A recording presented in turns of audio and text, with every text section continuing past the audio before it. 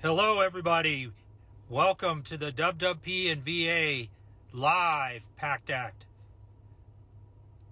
For those in attendance and all of those around the world, we are coming to you live for Wounded Warrior Project and VA's collaborative effort to talk to you about PACT Act, the eligibility, and how it impacts you. We can't wait to have this discussion. I am your National Service Director for Wounded Warrior Project, and I have the great opportunity to have a team of professional benefits advocates who hold our mission statement, which is we will ensure every warrior, family support member, and caregiver receive the benefits they have earned in a manner that honors their service. We cannot wait for this conversation, and we are looking forward to giving you great information and educating you, especially with these two great professionals from VA we are going to be bringing on. So with that being said, I am going to take some time now to invite our two professionals on so that we can get this started. We are absolutely proud to have from VA Stephen Miska, who is the executive director for PACT, and we also have Kate Hoyt, who is the PACT EPMO Communications and Outreach Lead. With that being said, I will turn this over to them and let them do a better introduction. But we are very proud of them for being are very happy to have them on and proud of our collaboration with VA. So Steve, I'll turn this over to you for a quick introduction as we get started. Thanks, Mike. It's an honor to join everybody today. Thank you for coming out. We are excited to talk about the PACT Act. As Mike said, I'm the executive director for the VA for PACT implementation. My office helps our department integrate and implement this very comprehensive law. I'm a 25-year Army veteran.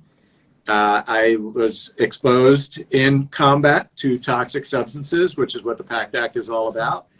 And that is the hat that I wear every day when I come to this mission to serve our nation's veterans, family members, survivors, and caregivers.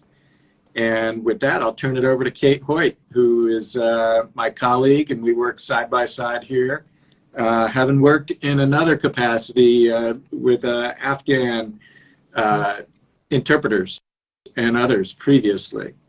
So, Kate, to you.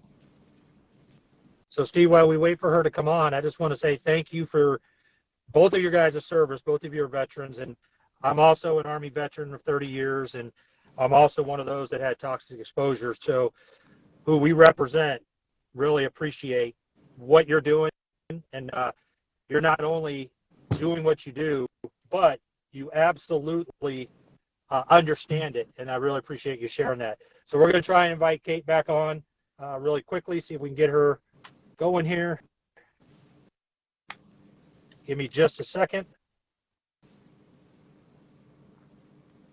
All right. Hopefully we'll get her on now. There she is. Hi, Kate. I broke the internet. Apologies. Thank you so much for having me. Hi, everyone. My name is Kate Hoyt. I am an Iraq War veteran serving at VA and working on the PACT Act with Steve, and honored to be here today. Thanks, Mike. Well, Kate, what you didn't hear was I just want to thank you for what you're doing as well. As a veteran, you understand what the concerns are and where we're at across the board.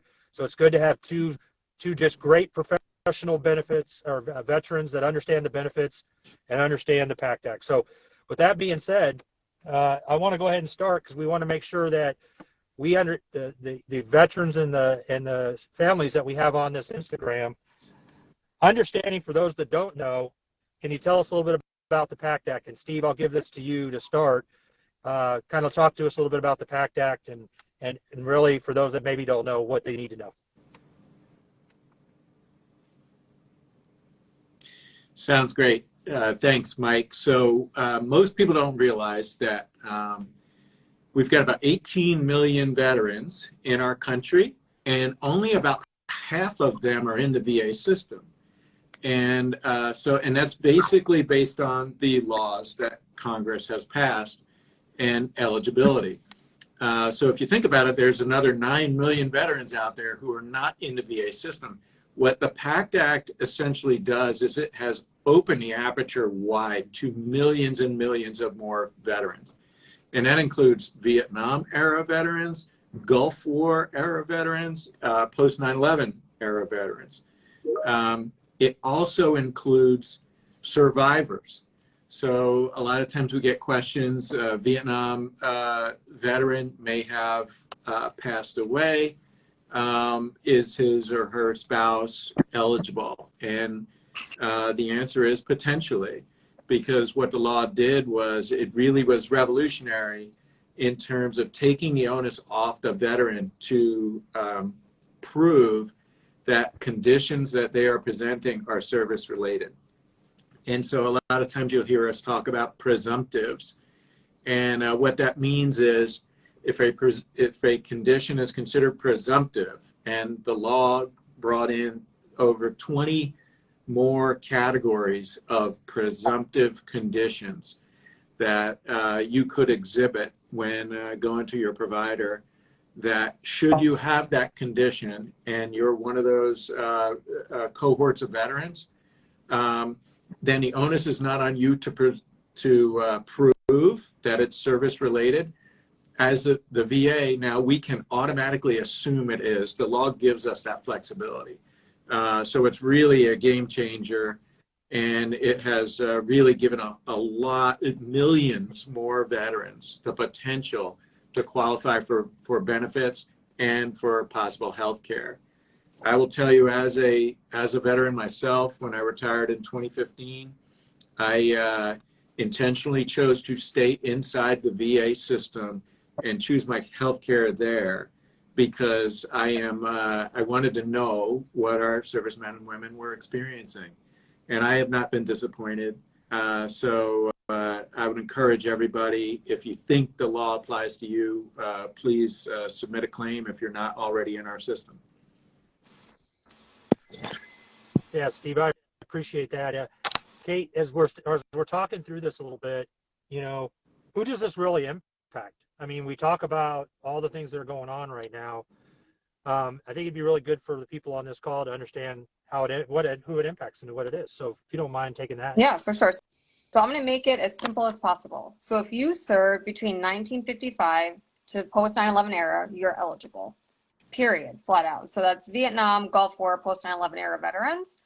So I'm gonna read this just so I get it right, so everyone's on the same page. So veterans assigned to a duty station, including the airspace above certain locations, on or before. So we'll do August 2nd, 1990, Bahrain, Iraq, Kuwait, Qatar, Saudi Arabia, Somalia, UAE, and more. And then September 11, 2001 after. So we have Afghanistan, Egypt, Jordan, Lebanon, Syria, Yemen, Somalia, and more. And then there's new locations for Vietnam era veterans too, to include Thailand, Laos, Cambodia, Guam, and American Samoa. So these are the 3 cohorts that it impacts, and these are the locations that are now under the PACT Act. Again, the important part is to remember that it includes the airspace above.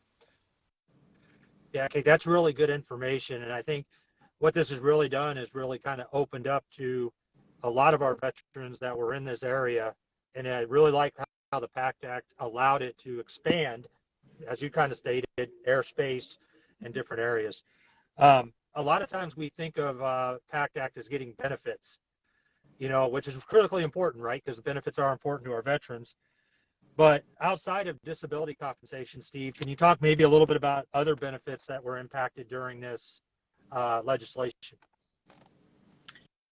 Well, so you've got healthcare is a huge one, right? So, I mentioned that a little bit, but what I'd let your audience know is that VA healthcare routinely and consistently is ranked as good, if not better, than the private sector. So that's point number one. If you qualify for healthcare, that is a huge advantage. Most private sector medical facilities do not have the cultural competency to understand veterans. I'll just, veterans are complicated cases many times. My wife routinely lets me know I'm a complicated case, right? And what does that mean? That means you've got, you exhibit maybe multiple conditions or things that could be interacting when you go for healthcare. And so in that case, the VA offers comprehensive healthcare. That's very hard to find in the private sector. In the private sector, you get boutique care that is specific to one issue or another, but to have it all in one, the way the VA provides team care, where you go in to see your normal medical provider, but maybe you've got some sort of a wellness issue that you want to consult on, or mental health issue, something like that. We've got the team right there, and that doctor can consult with some of those other specialty providers and either give you the advice right there or make a warm referral so that you can follow up with that specialty care as well. So that is probably the flagship benefit that I would emphasize. Yeah, Steve, I appreciate that. And I'll just share with the people on this call, it does work. What you're talking about works. You go to see the VA, they will get you there. I know I went in and saw my primary care as part of my toxic exposure screening and resulted in multiple consultations. One more important is just dermatology, where they do body screening and they do things like that to pick up on things. So really important, and appreciate you sharing that. Kate, if you were going to advise a veteran or a family member on this call, what would you advise them to do? So now the PACT Act's out. What do we want to advise our veterans and our families to do? Yeah, so first I would say I've been scrolling through the comments a bit, and I know that there are differing opinions about VA and VA services. And hey, I've been through the good and the bad at VA, and I use it in conjunction with my civilian healthcare.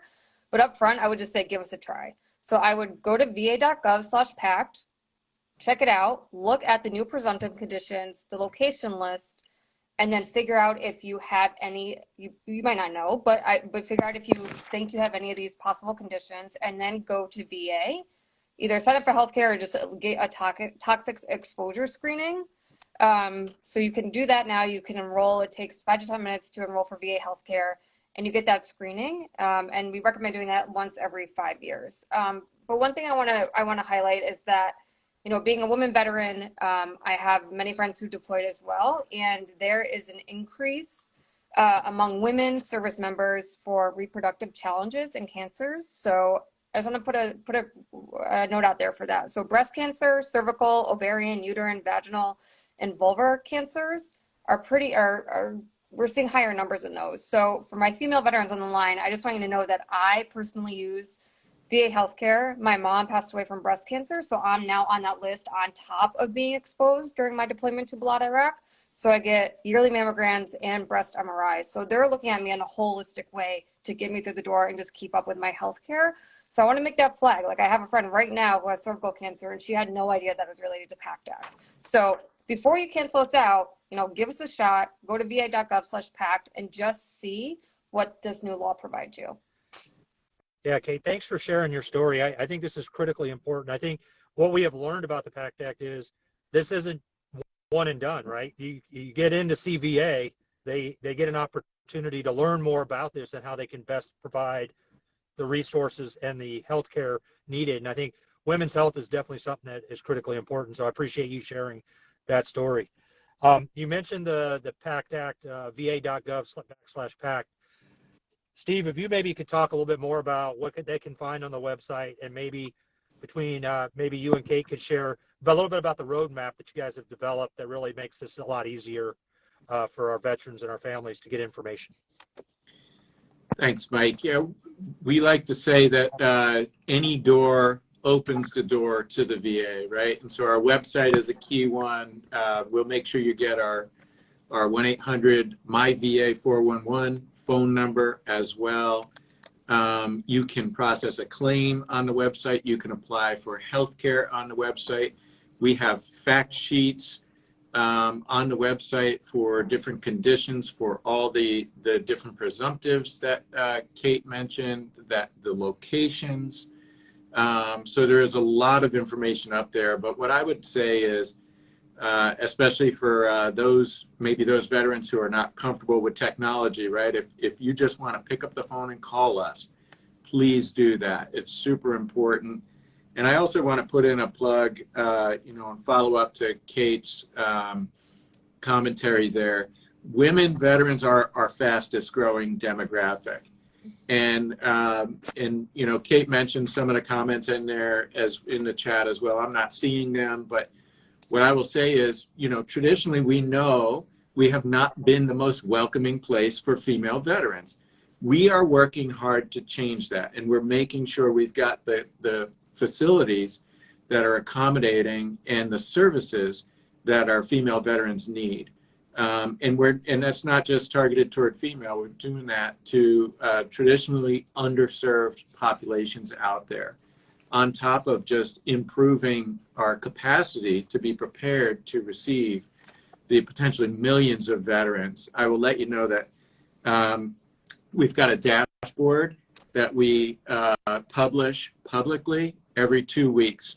It comes out on Friday. And so tomorrow, our dashboard will come out. We've screened almost 3.5 million veterans so far for toxic exposure since the law was passed. We have received 580,000 claims so far. We are processing at historically high rates. We have never processed claims as fast as we have. We've hit a couple days, we've processed over 9,000 claims just in the day. And it is routine now for us to exceed 8,000 claims a day. Back up to last year, we had 8 total days in all of 2022 when we processed 8,000 claims. Now we are routinely ramping up our capacity and our throughput. The law has given us the capacity to invest in our technology with respect to claims processing.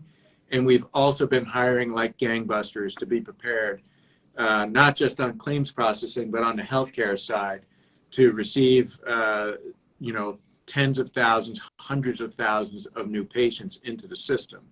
So like Kate said, give us a chance. We are not your father's or your grandfather's VA. We have been actively focused on customer experience and service, and we want your feedback. So give it to us. We will listen, and we will make adjustments accordingly. Yeah, Steve, I think what's really important here too, I really appreciate this. I want to make sure the people on this call know we're really appreciative of that dashboard and really the information you're providing and the work you're doing.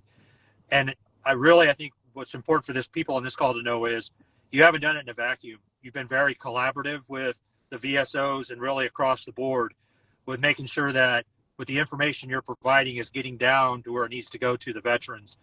So this has been really a good teammate kind of thing for both of us across the board. Wounded Warrior Project, greatly appreciative of that. So thank you very much. So Kate, maybe this is probably something that we need to kind of stamp our foot with a little bit and really make people understand. Is there a deadline for our applications that we need to be paying attention to here over the next month or so, couple of months? Okay. Can you maybe talk a little bit about that? Yes. So let me just say upfront again, there's no deadline to apply for PACT Act benefits, period. However, if you apply by August 9th, or at least submit an intent to file, we'll likely backdate your benefits to the date that the bill was signed. So it'll be August 10th, 2022. So if you have the intent to file or you file a claim and you're approved, you will get a whole year of benefits to you. So we're encouraging folks to at least do one of those two things, intent to file or file a claim by August 9th of this year. Steve, do you want to foot stomp that a little more?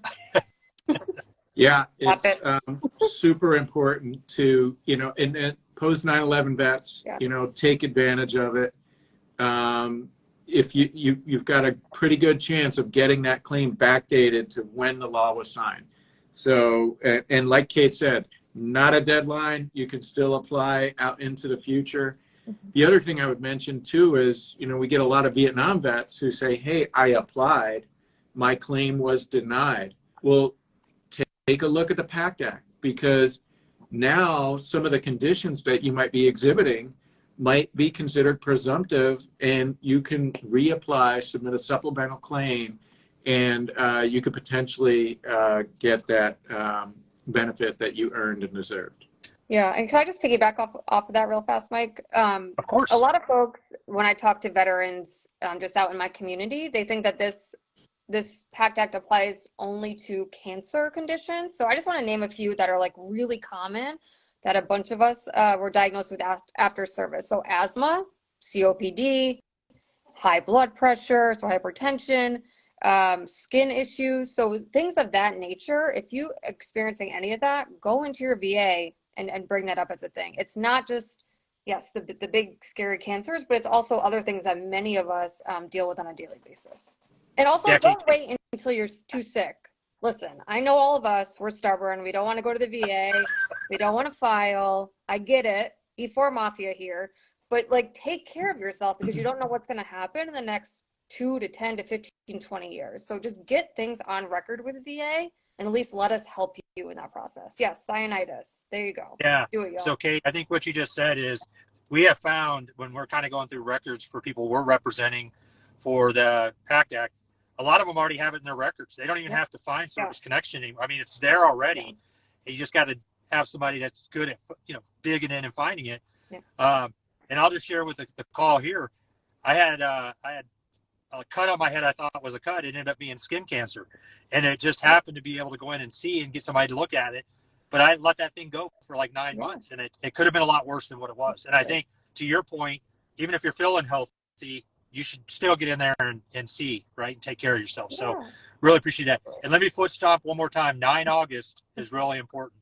So as we lead towards this, Steve, maybe you could talk to us a little about, we hear a lot, because this is such a complex legislation, right? This is so much going on. Do I need to hire a lawyer to do this for me? Yeah, Mike. Let's start with no, because you can apply for the benefits and care that you have earned and deserved for free. You can either do it directly to us at the VA, or you can go to a veteran service organization. They can help you apply. There are plenty of county VSOs out there that have officers who have very good track records with respect to coaching veterans on how to apply for the benefits that they've earned. Yeah, Steve, I appreciate that. And I think what we really want to foot stomp here is accreditation is important. And the VA does a good job of making sure that they accreditate both lawyers, veteran service organizations, and it's really easy to find if you're working with somebody that is accredited. And I think that's an important question for our veterans to ask. So thanks, Steve. I appreciate 100%. that. Yeah, definitely appreciate that. So Kate, and this is probably for both of you, but Kate, I'll let you start. A lot of folks think if I apply for PACT Act, I'm going to get my disability compensation reduced. So could you kind of talk a little bit about, and then Steve, maybe you could kind of jump into about a veteran that may be concerned about being reduced because they apply for PACT Act? Yeah, so in general, veterans who currently receive compensation for a service-connected condition will not see their previously awarded claims readjudicated. We simply look at the new claim that is submitted and those conditions under review. And I want to say, I have the number here because I know people trust numbers. Less than 1% of veterans who file new claims have their benefits reduced. So 99% of veterans who file a new claim with PACT Act, your rating will go up. So that's my one flag for that. So again, intend to file, get your claims in. All right. Yeah, thanks. I would just say the stats that, number one, nobody is going back and looking at the history beforehand. Right now, we are just going like gangbusters to process the over 500,000 claim submissions that we've got in already. And in the next couple of weeks, it's going to go over 600,000 claims. And because, number one, we projected that the backlog of claims was going to grow. And so we are intentionally leaning into processing claims as accurately and as efficiently as possible. You are 38 times more likely to have your disability level stay the same or increase if you file a PACT Act claim. And so those are the metrics that are bearing out over time as we implement the law. And we're early into this, Mike, as you know. It's we were able to begin processing terminally ill claims on December 12th before we were able to start processing any other claims. But let me just give you a sense for the level of dedication that our Kate and my teammates are bringing to the job. The law allowed us to begin processing claims on January 1st. Now let's think about what most of us were doing on January 1st. What do we always do, right? It's the day after New Year's. We're reflecting on that previous year. Maybe we're thinking about our New Year's resolutions on the year to come. Our employees volunteered to begin working on January 1st, day one that the law allowed, from Manila in the Philippines all the way to Philadelphia. VBA employees were processing claims on that day. That's the level of dedication that we bring to this mission. I never thought, after leaving the Army, I would feel that same level of camaraderie. I feel that here in this VA under this leadership. It's a great place to work.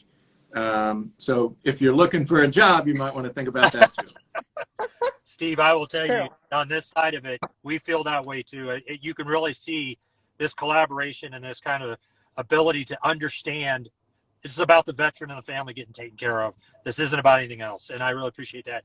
I'll just put a little foot stomp on. If you're worried about reduction, come to an accredited VSO. We can help you make sure you don't. We can follow through with this, right, to make sure you're comfortable as we go through. Steve, this one I'll throw to you. We have a lot of folks that are already 100% permanent and total. So they'll say, why do I need to file? Why do I need to come get my PACT Act done? What would you tell them?